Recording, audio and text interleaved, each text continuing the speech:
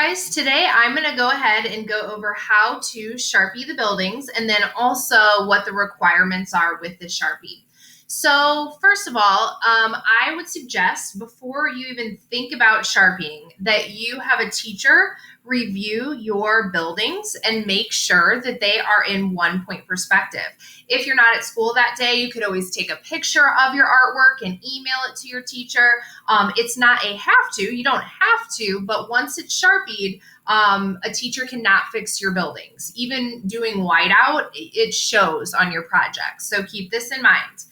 So number 5 says Sharpie all buildings and windows using a ruler. This is key. Some people like to speed through it. You've spent a lot of time making these windows and buildings. Please use a ruler with a Sharpie. It also says make sure your composition, which is your total artwork, has contrast and is balanced. So contrast in this case is going to be light versus dark. And then balance is going to refer to how you are coloring in your buildings and making sure that you have buildings colored in on all sides of your paper. So let's go ahead and go to the document camera and show you how to do this. So I have my ruler, obviously, and I also have 2 Sharpies. It is not a requirement that you have 2 Sharpies, but it does make life a little easier in case you have small areas. I suggest Sharpieing with a regular fine point Sharpie. So this is just your normal everyday Sharpie. If you did a lot of detail and you want to use an extra fine Sharpie, that's fine, but I am not going to provide an extra fine Sharpie to you because these run out really fast and they cost the same amount of money as the bigger one. So if we're talking budget-wise, if you're only using this one, that's okay, but I have very few of these. All right, so I am going to first take my eraser. And I am not going to erase all my stuff, but I'm just going to really, any part that got really dark, I want to lighten it up a little bit. And I want to lighten it up because the Sharpie does not want to stick to the paper, especially if you're using that ultra fine Sharpie, if you have too much graphite on the paper. And remember, graphite is what's in your pencil. It's not lead. They haven't used lead in years. So I'm going to just lightly lighten up my project. All right, then I'm going to take my ruler, and I don't care which building you start with.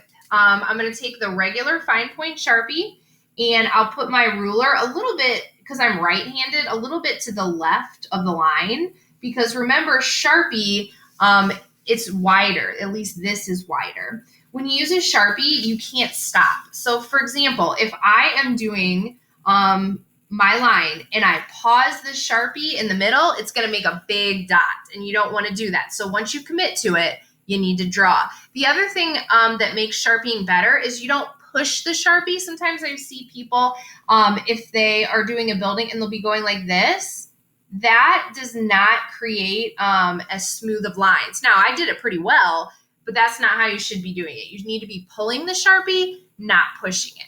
So I'll go through, I'll Sharpie all my lines. Yes, this does take a lot of time if you use a ruler, but it is worth it because you spent a lot of time on your project already. So I'm going to go through, and once I get all of these lines Sharpie, I'm going to find something on each building that I can color in, okay, with the Sharpie. I don't want to use color on my buildings, and some people ask me like, well, Ms. Hall, can I color my buildings as well as Sharpie them? The answer is I would prefer not. If you really want to color your buildings, you can, but what you're going to have to do is you're going to have to make the sky black and white or like a gray with your design in it, okay, like shading or things like that, because your project needs contrast. So if I have all colorful buildings and then I have an all colorful sky, it's not going to contrast.